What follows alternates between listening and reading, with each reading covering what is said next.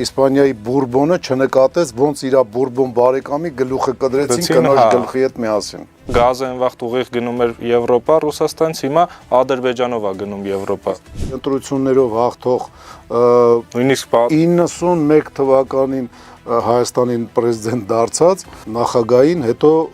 սվիններով էին պահում, ասենք զինվորները։ Երևի 2004-ին չէ։ 1800։ Կարող է ֆրանսիացիների ինֆորմացիան ունեցել, մենք պետք է չգիտենք, էլի։ Երևի սրանով սահմանափակվենք։ Այսօր մեր ոդկասթի երկրորդ թողարկումն է։ Այսօր խոսալու ենք Իսպանիան 18-րդ դարի վերջ, 19-ի սկիզբ,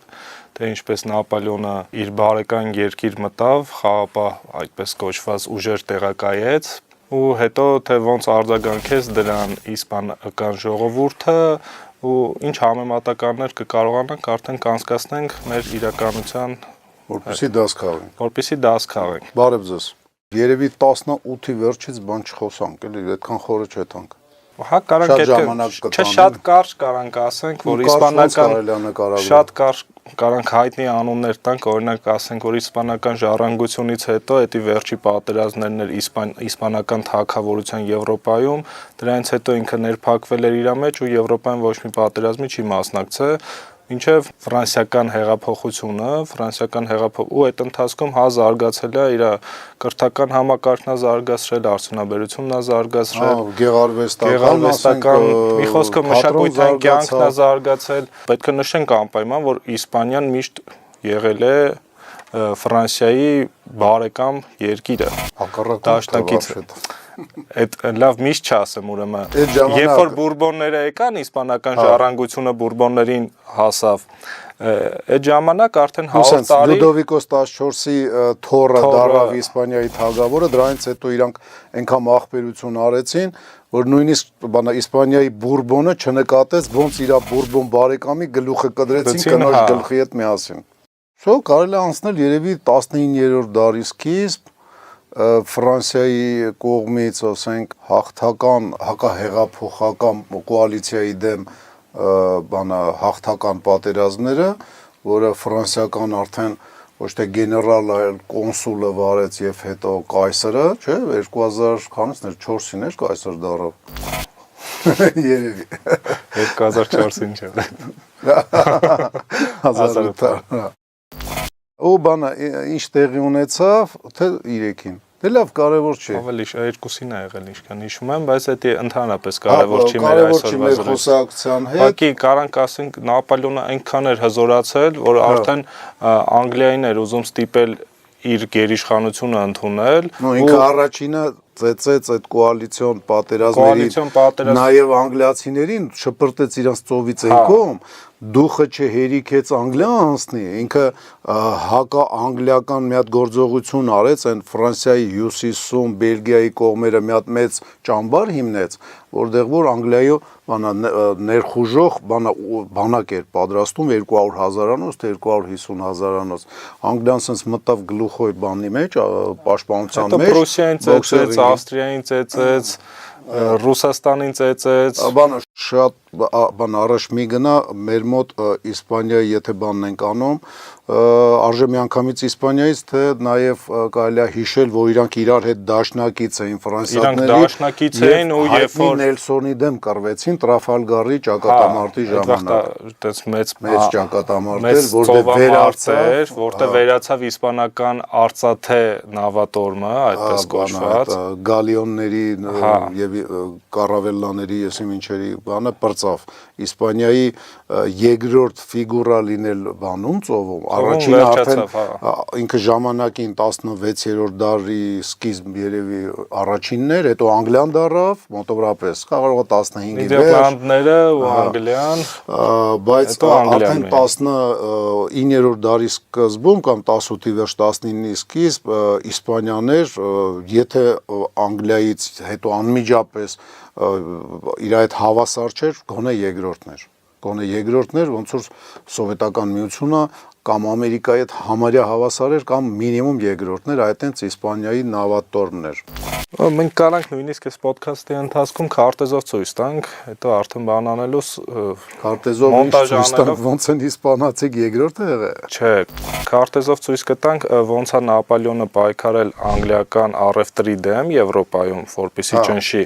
որ երկրներն են միացել այդ կոալիցիային ու պարզ կլինի թե խի միացան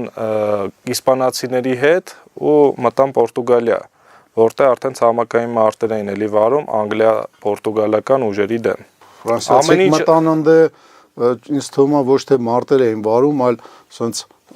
սիլլեքով շպրտեցին դուրս Պորտուգալիայի թագավորին, անգլիական էքսպեդիցիոն ուժերն էլ, որ եկել էին իրանց դաշնակցին օգնելու, իդեպ Պորտուգալիան միակ երկիրն էր, որ բացահայտ ասում էր ես չեմ միանում հակաանգլիական բանին։ Ու շարունակում էր առևտուրը, այդ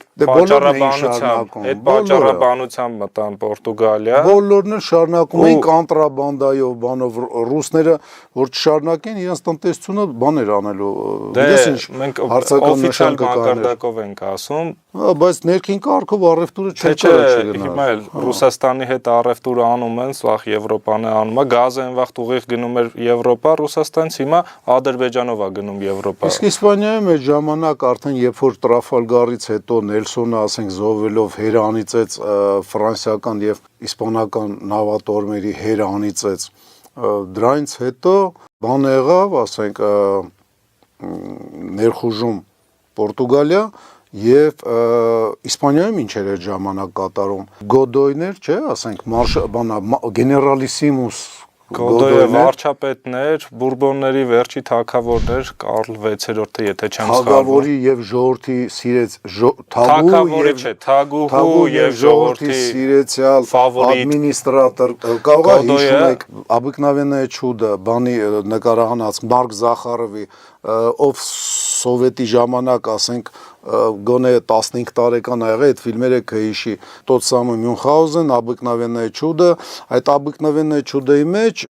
դե անունները հայերեն կարելի է տակը տիտրերով թարգմանությունները գնա, այնտեղ բանը ուրեմն մի հատ շատ լավ ադմինիստրատոր կար, մինիստրադմինիստրատոր, որը թագավորի սպասարկողն էր գլխավոր եւ այնտեղ բանա Միրոնովներ այդ դերը խաղում, մի հատ լավ երգ էր երգում, բանա բաբեշկա կրիլիշկա մի բյակ, երբ որ ես այդ ֆիլմը նայում էի, միշտ Մարշալ Գոդոյին էի հիշում, որտեվ ինքը թագավորին սպասարկում էր ու արդեն ժողովրդին կեղեքելով այնքան անարդյունավետ էր բանանում աշխատում, որ ժողովուրդը կամաց-կամաց սկսեց ատել այդ ադմինիստրատորին Միրոնովի մարմնավորած, ես էի այտենց մտածում, Գոդոյին, գեներալիսիմուս Գոդոյին, որը որ գեներալիսիմուս կոչումը ստացել էր ոչ մի մարդ չհաղթելով։ Մինչ այլոց էլի զուգահեռներ կարող ենք տանել մեր իրականություն։ Կարանք, որովհետև շատ սիրելի Այո, կարանք, որտեվ շատ սիրելի ընտրություններով հաղթող նույնիսկ 91 թվականին Հայաստանին պրեզիդենտ դարձած նախագահին հետո բանը սվիններով էին պահում, ասենք, զինվորները, որ Վազգեն Մանուկյանը 96 թվականի սեպտեմբերին կամ հաղթանակի չգա, կամ հաղթելուց հետո չնստեր նախագահի աթոռին, կարելի է իհարկե ավելի թարմ անալոգիաներ անել, ասենք մոտակա ժամանակների, բայց քանի որ չենք քաղաքականացնում, այդ անալոգիաները չենք անում, բայց բանա կուշ կսեմ, կուլա լսա։ Լավ, Աստված բոլորի, ասենք, պահապան, ֆրանսիացի ինչի համար է արժե դրա մասին խոսալ, որտեղ ֆրանսիացիք մտան եւ ինչ տեսան Իսպանիայում։ Տեսան շատ հետամնաց երկիր, ֆավորիտիզմ, որտեղ կառավարության մենեջմենտը Չնայած Գոդոյը կոռուպցիայի դեմ պայքարելու մուրճով էր եկել իդեպ, ձեզ էլ ասեմ։ Փաստացի պոպուլիստ էր, Գոդոյը բոլորին հարմարվում էր, իր օրոք ֆրանսիական զինված խմբավորումներ, տարբեր կորպուսներ տեղակայվեցին իսպանական համարյա բոլոր մեծ քաղաքներում։ Այն անվան տակ, որ անգլիացիներից իսպանացիներին պաշտպանեն, չնայած այդ ժամանակ իսպանական հողերում անգլիացիներ չկային։ Ոչ էլ պատրաստվում էին։ Ոչ էլ պատրաստվում էին։ Այ ֆրանսիացիները երբ որ եկան, արդեն սկսեցին պատրաստություն տանել։ Անգլիացիք մի կերպ են թերակղզում Գիբրալտարի մի կերպ պատրաստվում էին պաշտպանվելու։ Մեկ է Պորտուգալիայում արդեն սկսեցին դեսանտ իջացնել։ Երրորդ, չորրորդ գիծ էին պաշտպանական կառուցում։ Ֆրանսիացիները ինֆորմացիա են ունեցել, մենք պետք է չգիտենք, էլի։ Որ պատրաստվում են անգլիացիները ներխուժել Իսպանիան։ Արդյունքում ստացվեց ինչ որ ժողովրդի սիրեցյալը դարավ ժողովրդի կողմից ատելին, իրար սիրում էր միայն թագուհին, բացարձակ տանել չէր կարող թագաժառանգը, թագավորը եւ այլն։ Իդեպ այդ ժողովրդի սիրեցյալը ժողովրդին, եթե չէ, թագավորական ընտանիք համոզեց, որ ֆրանսիացիք որ գան, ապա ով կլինի։ Բարձա դե որպեսի իր իշխանությունը մի քիչ ավելի երկարաձգի։ Ու դրանից հետո այնքան շատ ժողովուրդը սկսեց իրեն ճակերտներով սիրել, որ ստիպված եղան փախնել Իսպանիայից։ Դե մենակ ինքը չէ։ Վարչապետը ու թագավորական ընտանիքը, Գոդոյը թագավորական ընտանիքի հետ փախան Նապոլեոնի հրավերով իմիջայլոց փախան Ֆրանսիա, որտեղ թագավորը ինքնակամբ Նապոլեոնը երևի չէր խնդրել նրան, հրաժարվեց իսպանական գահից, Նապոլեոնն էլ մտածեց ինչ անեմ, երևի աղբորս տվեր անեմ Իսպանիա։ Թորանսպես ինչ անեմ։ Ու նվիրեց իր եղբոր Ժոզեֆին Իսպանիայի թագավորությունը։ Նվիրեց բանը թվում է թե ինքը նվեր տվեց, իրականում ինքը այդ բեռը դրեց եղբորուսերին, այո, ինքը չնվիրեց։ Եթե Հոլանդիայի, ասենք, թագավոր նախկին Բատավիա, ասենք, հանրապետությունը դարձրեց թագավորություն եւ մյուս եղբորը տվեց, այնտեղ խնդիրներ չկային, աշխատասեր ժողովուրդ էր, չկար անարդյունավետ կառավարում չկար, ապա ստեղ մի քիչ ուրիշ էր կարգը։ Իրանք եկել են իրենց նոր հայացքներով, կաթոլիկ երկիր են եկել։ Կաթոլիկ երկիր են եկել ու այն իմիջայլոց իր դեմ ամենաշատը հենց եկեղեցին է աշխատել, կաթոլիկ եկեղեցին։ Կաթոլիկ երկիր։ Որտեվ իսկ իրանք եվրո բաներով էին եկել, եվրոցեննսներով, ասում են գոմոսեքսուալիզմ, էպիլյացիա, դեպիլյացիա, в общем ժամանակակից վայրենի դիտվող Իսպանիայում բաներ, այն ինչ որ հիմա ասենք մի քիչ ուրիշ ձև է նայվում։ Ու նույնիսկ կաթոլիկ խոսքա, որ կաթոլիկ եկեղեցականները ժողովրդի մեջ տարածում էին, որ Նապոլեոնը սատանայի որդին է, սատանան չի, սատանայի որդին։ Գոյայի պատկերների մեջ էլ կա, որ բանը սատանեն մի երեխու է գրկել, որը շատ նման էր, ասենք, կորսիկացուն։ Իր դեմքով էր։ Չէ, դա անգլիական ինչ-որ թերթում էին տպել, ոչ թե Գոյաներ նկարը։ Ոնց որ։ Չէ, Գոյանի համար շատ թույլ էր, ես տեսել եմ այդ նկարը։ Լավ, արի նախաբանից անցնենք մի քիչ ավելի կոնկրետ վիճակի։ Ինչ ստացվեց, ասենք, ֆրանսիական էքսպեդիցիոն կորպուսների հետ։ Նու առաջինը, եթե հիշողությունս ինձ չի դավաճանում, Պորտուգալիա վերադարձավ պորտուգալական փոքրիկ ջոկատ եւ բավականին մեծ անգլիական էքսպեդիցիոնի կորպուս։ Դե շատ մեծ չէր իրականում։ Կարծեմ գեներալ Մուրի հրամանատարությամբ 20-25,000 հոգի են։ Դե հաշվի առնելով, որ ֆրանսիական զորքերը սաղ Իսպանիայում, ասենք, 40,000 էին։ Օրինակ Մադրիդի բունտը ճնշելու համար ընդամենը 50,000-անոց զորք ուղարկել Ֆրանսիան Մյուրատի գլխավորությամբ։ Ընդհանուր Ֆրանսիայի տարածքում 40 թե 40 քանի հազար զորք ուներ ընդամենը ֆրանսիացին եւ 20,000 փոքրիկ Պորտուգալիայում, դա այնքան էլ փոքր խումբ չի։ Հաշվի առնելով, որ զորքերի կեսը հազիվ կարանային Իսպանիայից ընդեղողը, չէին կարա ամբողջությամբ Սևիլյան դադարքեին, Բարսելոնա, բայց այդ ժամանակ արդեն, քանի որ Ժոզեֆին չէին ընդունում, խունտաներ էին առաջացել։ Արդեն առաջացել էին ինքնավար կառավարումներ, իսպանական բանակի մնացորդները արդեն երևի արժե ասել մեր խունտան դա ընդհանրապես կառավարությունն է։ Կառավարությունն է նշանակում, ոչ ավել ու ռազմական խունտան դա ռազմական կառավարություն, ինչը հիմա կապում են խունտայի հետ։ Դա ոնց որ ազգայնական բառը, չեզոք, նույնիսկ դրական բառը կապում են ազգային սոցիալիզմի հետ, նացիզմի հետ, գերմանական, կամ կապում են, ասենք, ազգային շովինիզմի հետ, դա իտալական ֆաշիզմն է։ Եվ մարդածիացությունը կապելով Ադոլֆ Հիտլերի հետ, մարդակերությունը կապելով ազգայինի հետ, ստեղ էլ մարդատիացությունը այստեղ արդեն Մուսոլինին այդքան մարդակեր չէր։ Հա, ինքը ավելի շատ մարդատիացություն, նույնիսկ բացի իտալացուց բոլորին ասես մի քիչ թարս էր նայում, բայց չէր ոչնչացնում, էլի։ Նույնիսկ մինչև 43 թիվ թույլ չէր տալի, որ իրանց հрьяաներին հիտլերականները տանեն կոսլագերներ։ Ֆուտբոլային ակումբ կա ինտերնացիոնալ է, Ինտերը Միլանյան, ուղղակի ճնշում էր։ Հա, ճնշում էր։ Թուրինի Յուվենտուսին առաջ տանելով, ճնշում էր, բայց կարար Հիտլերի պես ուղղակի ոչնչացներ, հա։ Ինչ եմ ուզում ասեմ, բանը, այտենց բարերի կրճատումա տեղի ունենում, հիմա ազգայինը նույնիսկ բոբոյա դարել։ Բոբոյա դարել են աստիճան, որ ազգային գաղափարներ առաջ տանող, բայց ոչ մի մարդատիացությունով աշկի չընկած մարդու գրությունները Facebook-ն ու YouTube-ը բլոկ ա դնում։ Ես նկատի ունեմ Գարեգին Նժդեի, ասենք, Գարեգին Նժդեին բլոկ չեն անում, սկսել են անել, ես տեղյակ չեմ, նույն ձևով ասենք Մոնթե Մելքոնյանին, որը որ ժամանակին եղել է ինչ-որ կառույցի անդամ, որը որ ճանաչվել է ահաբեկչական, բայց դրա համար պատիժ ա կրել, նստել է, դրանից հետո մաքուր դուրս է եկել եւ լծվել է ազգազատագրական պայքարին Արցախի ժողովրդի եւ հետո հանրապետության, այդ մարդու անունն են բլոկ դնում։ Դա բանն այլ է, ոնց են ասում հայերեն, ռուսերեն ասում են «подмена понятий», Դա ընդհանրապես նշանակում է, որ ադրբեջանական Մերձ-Կասպյան Թուրքիայի հանրապետությունը, Բաքվի հանրապետությունը շատ լավ է աշխատել ու կարողացել է Facebook-ի տերերին, չգիտեմ ինչի տերերին համոզել։ Համել ներկապային ժողովուրդն է աշխատում, թեկուս վարձուպոակներով ֆեյք բանակը,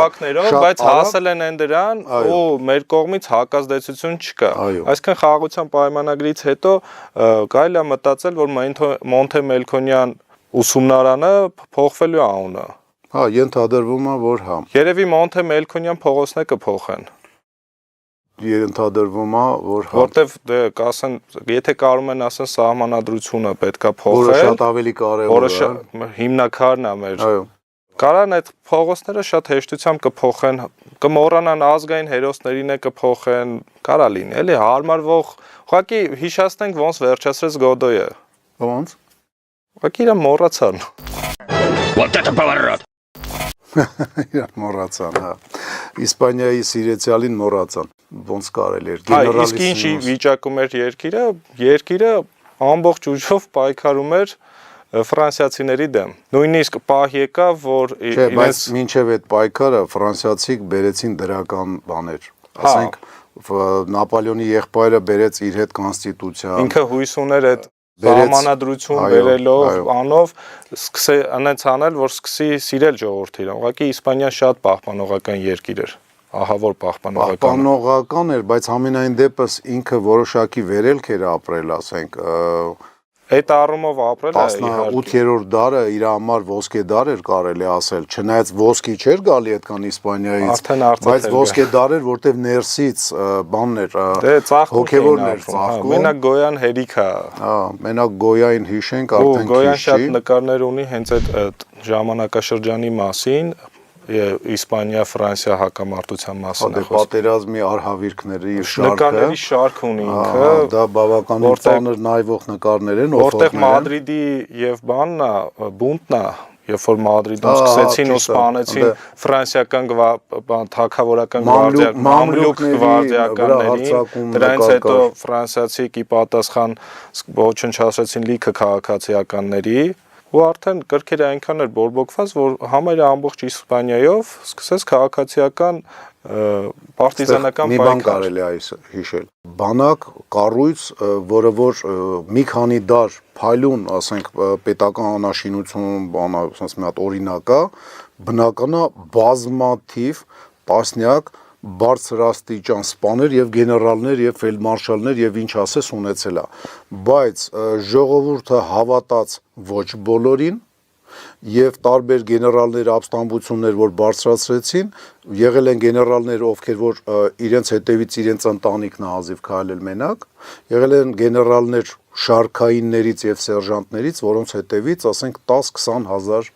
զինվորներ են քայլել։ Կարելի է մի հատ բան էլ նշել։ Այս ժողովրդական գեներալներ են։ Երբ որ անգլիացի եկան իսպանացիներին փրկելու, իսպանական բանակի վերնախավար նույնիսկ ժողովուրդը այդքան էլ չէր հավատում անգլիացիներին,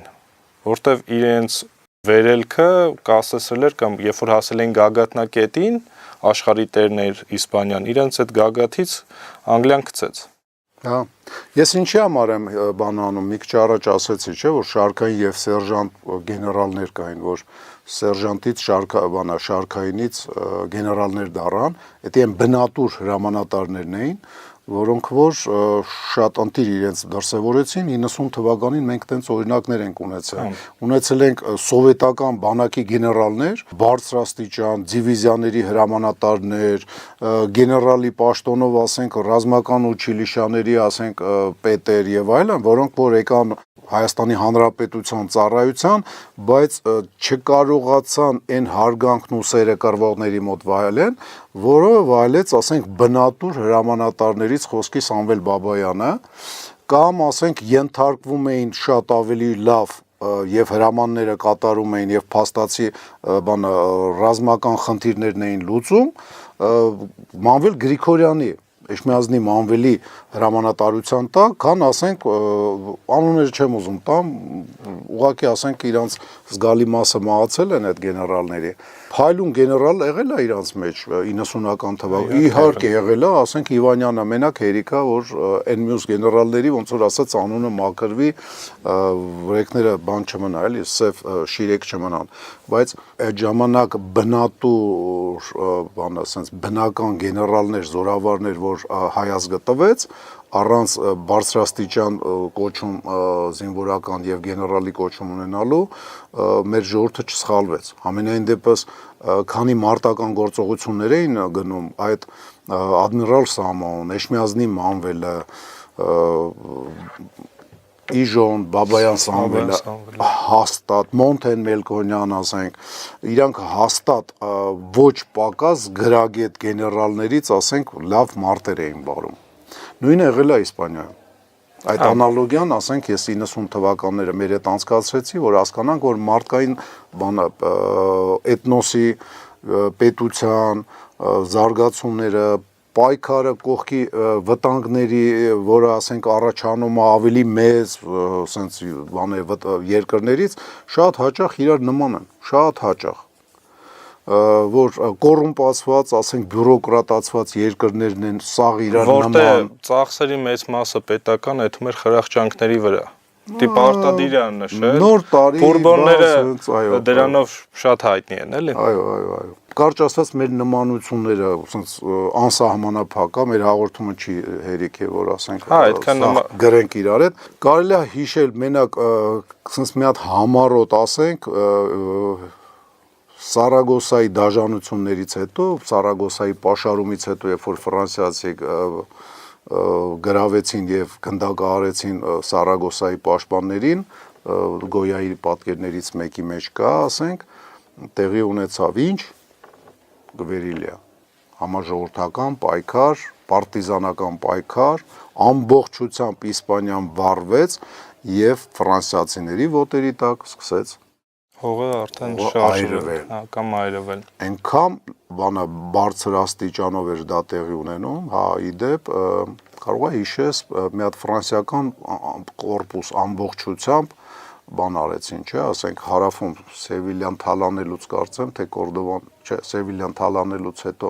վերադառնում էր դեպի Մադրիդ, կհիշես, թե չես հիշում։ Ինչ ավելի շատ տպավորվել է, որ ֆրանսիական կորպուսներից մեկին Վելինգտոնը, այսքան ոնց էր Ուեսլին, հա, գեներալ Ուեսլին ջարդում է իր վերադասը Պորտուգալիայում դա էի 1806-ին էր երևի կամ 8-ին էր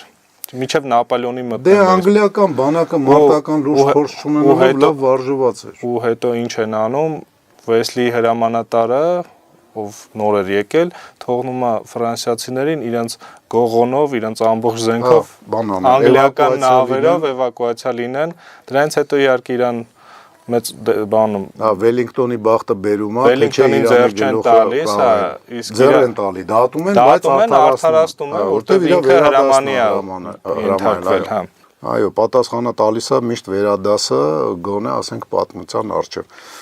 Բայց բանը, ես ուզում եի ասեի, որ իսպանական բանակը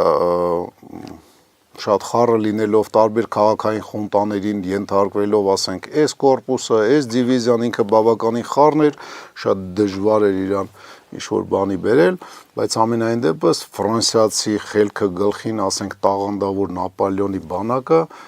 կորցրեց մի ամբողջ կորպուս, պլեն ընկավ 16000 հոգի, կարծեմ Կվերիլիա, թե սենց ինչ-որ բնակավայրի կողքը, կարճ ասած, Իսպանիան դարավ պրոբլեմ իրանց համար։ Եթե իրանք հաշվի առնեին Իսպանիայի փորձը, երևի 12 թվին Ռուսաստանի փորձը չէին։ Իսպանական գլխացավանք եմ ոնց որ ասում։ Հա, եթե իրանք այդ գլխացավանքը հաշվի առնեին, հետևություններ անեին, իրանք Ռուսաստան քիթները չէին խոթի։ Կհասկանային, որ այդ իրանց հավաքագրած իրականում 200,000-անոց բանակը Ռուսաստանի համար խոթելուց Իսպանիայից է զոր քանել։ Հա, թուլացրել է, կորպուսներից մեկը հանեց, թե երկուս 50,000 մյուրատին է հետ կանչել ու այդպիսով ոնց որ ստորագրել է Իսպանիան, որ ինքնիշխան դառնա։ Ճիշտ է, ինքը երբեք գերտերություն չդարձավ Իսպանիան, բայց գոնե անկախությունը պահպանեց, չնայած ինքը իր գերտերությունը կորցրել էր դրանից առաջ։ Դրանից առաջ իսպանական ժառանգության ժամանակ է կորցրել։ Այո, որտեվ ես բանը Եվրոպայում տարածքները կորցնելուց ինքը կորցրեց իր նաև ամփոփել ինչ հետևություններ կարանք անենք։ Մենակ հարմարվելով չի, չէ, Իսպանիայի վարչապետին հիշելով,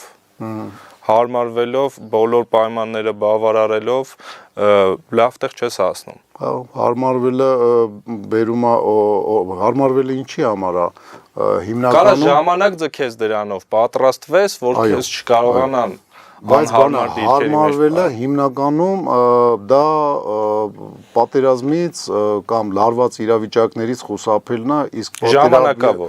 իսկ պատերազմից եթե խուսափում ես պատվիդ հաշվին, հետո կորցնում ես համ պատիվը, համ պատերազմն ես ստանում։ Հայտնի Չերչիլի խոսքերը։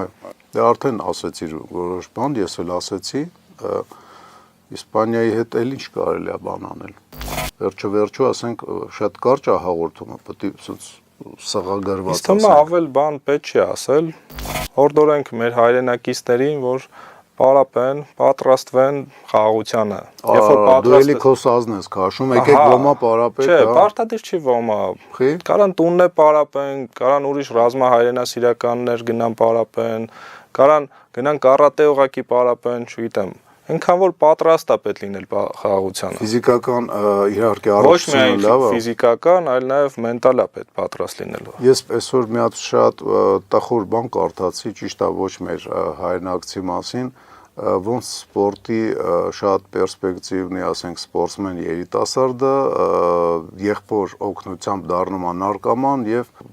կյանքը ոչ չի փչացնում, կյանքը ընդհատվում է ընդամենը 20 թե 21 տարեկան հասակում նարկոմանիայի պատճառով։ Երևի հաստատ արժե հիշեցնել, որ մի օգտագործեք էլ այդ կեղտը, մի օգտագործեք թմրանյութեր, Հայր ջան, անկախ տարիքից մի մոռացեք, եթե արդեն դուք թքած ունեք ձեր վրա, ձեր երեխեքի վրա այդ անդրադառնալու չծնված կամ արդեն ծնված, հեռու մնացեք նարկոտիկներից, մի չարաշահեք խմիչքը,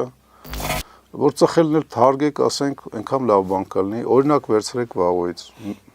թարգելը արդեն 30 տարի կլինի, երևի սրանով սահմանափակվենք։ Ինձ թվում է, էսի հաղորդում ես չեն գնա։ Խի՞։ Չարժե գնա։ Չէ, իմաստ չկա։ Լավ, դու ասա։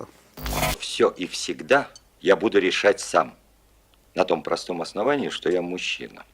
Հա, օգնենք մեր պետությանը, երբ որ մենք գումարը ծախսում, մենք ենք գումար ծախսում պատրաստվելու վրա, մեր պատրաստության վրա, պետությունը մի քիչ ավելի քիչ է այդ բեռը իր վրա վերցնում։ Այսինքն, եթե մենք ավելի շատ գանք, ավելի շատ մարդ գա այն գիտակցությանը, որ պատրաստվել է պետք, պետության գործը կհեշտացնենք։ Մտքի գա եւ սկսի պարապել։ Ինձ թվում է այդքան հարմարվող, ես իհարկե կետերը չգիտեմ մեր խաղաղության պայմանագրի, մոտավորապես որը հաստատվել է երկու կողմն էլ ասում են, բայց այս Ադրբեջանը մի տեսակ